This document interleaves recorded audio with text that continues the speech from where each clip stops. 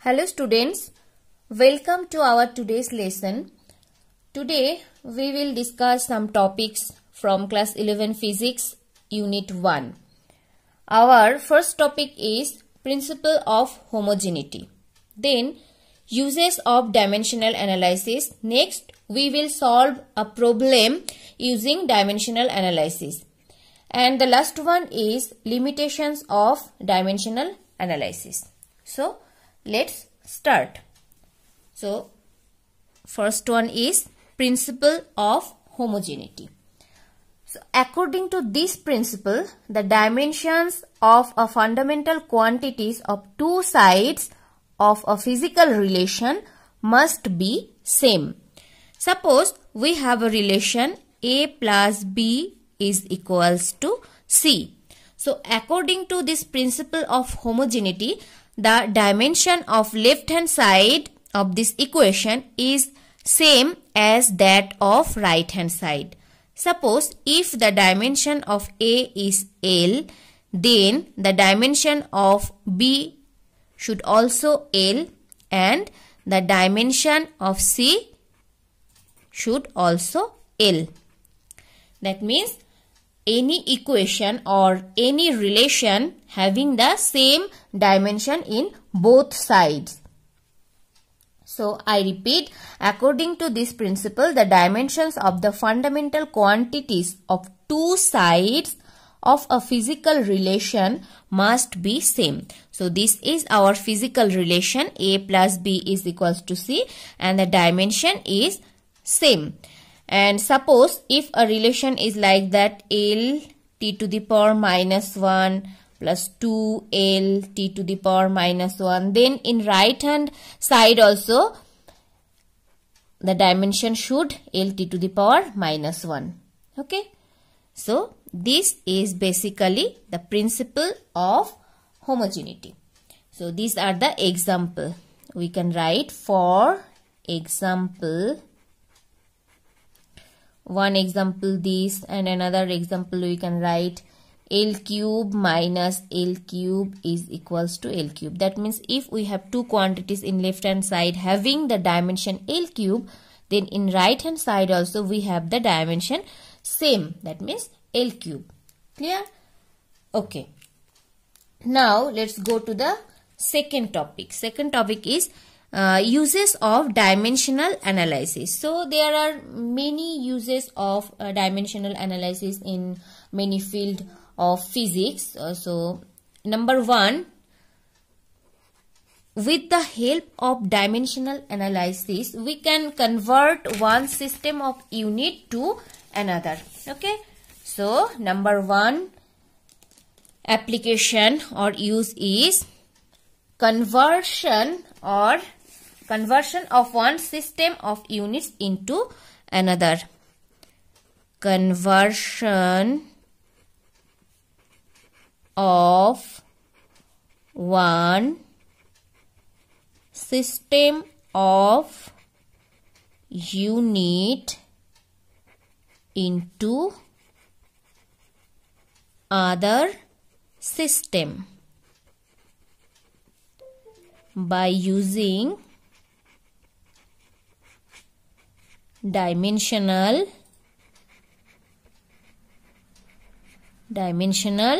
analysis. We can convert 1 joule into arc by using dimensional analysis method. Later I will show you how we can convert using dimension and dimensional method. Now the number two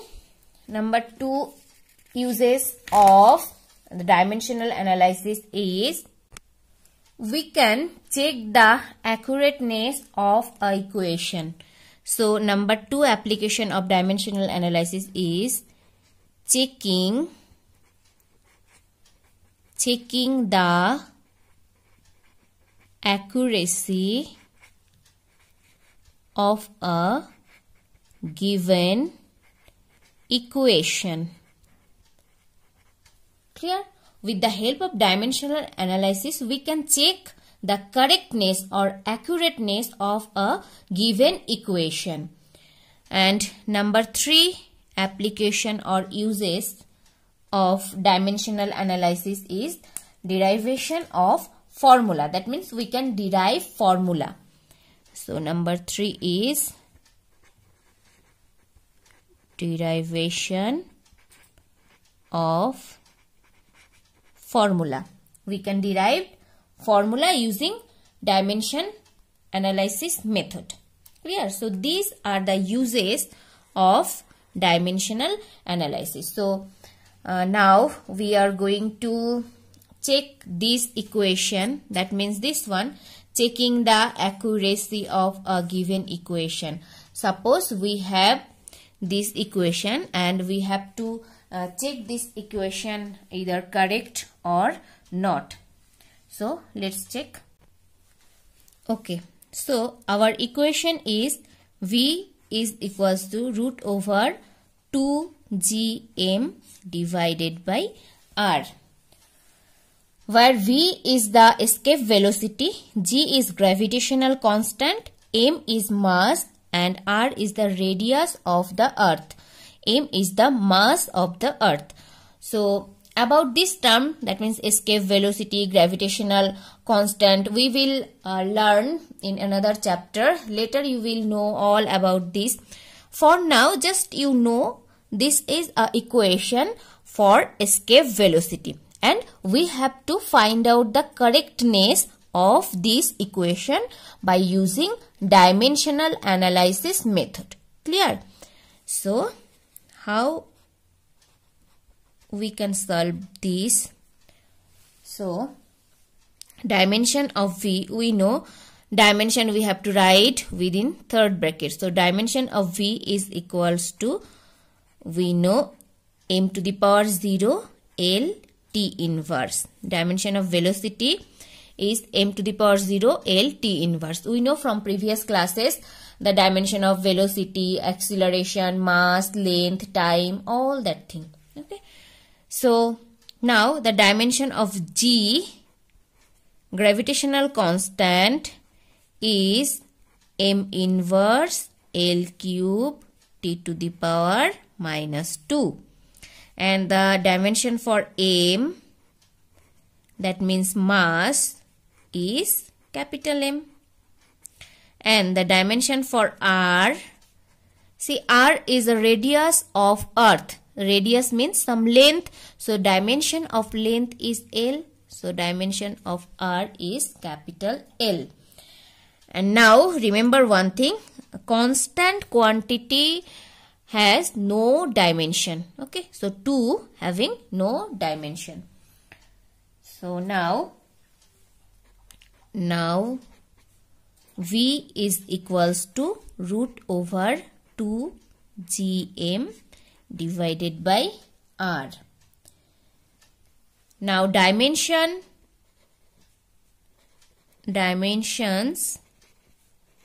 of left hand side, that means this is the equation, left hand side V.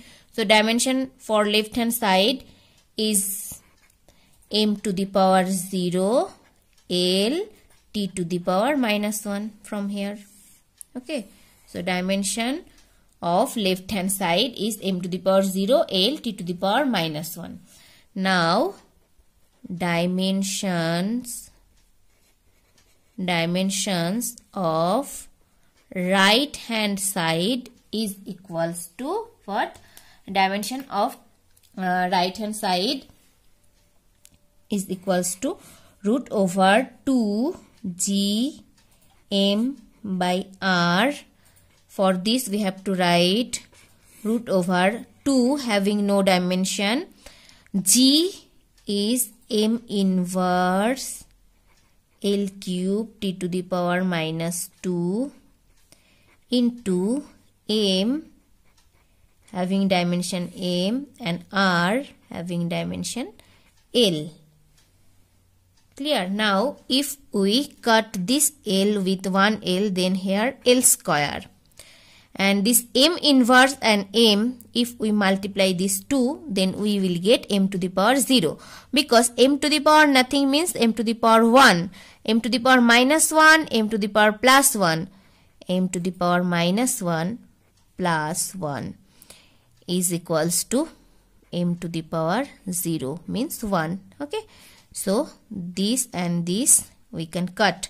So what we get, root over L square t to the power minus 2 is equals to, we can write L t to the power minus 1, because see, if we find out root over x square, we will get x. Root over x to the power 4, we will get x square, like this.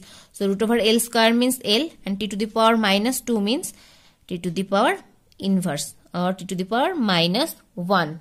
Clear?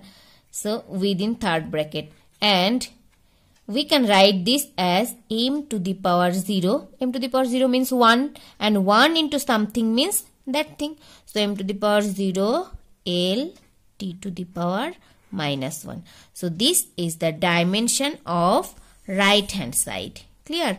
Now check once. Dimension for left hand side is same as that of right hand side. So if this happen for a equation, then we can say that the equation is dimensionally correct, or the given relation is dimensionally correct. So now what we should write? So now we have to write here, hence dimensions of left hand side is equals to dimensions of right hand side. Hence given relation is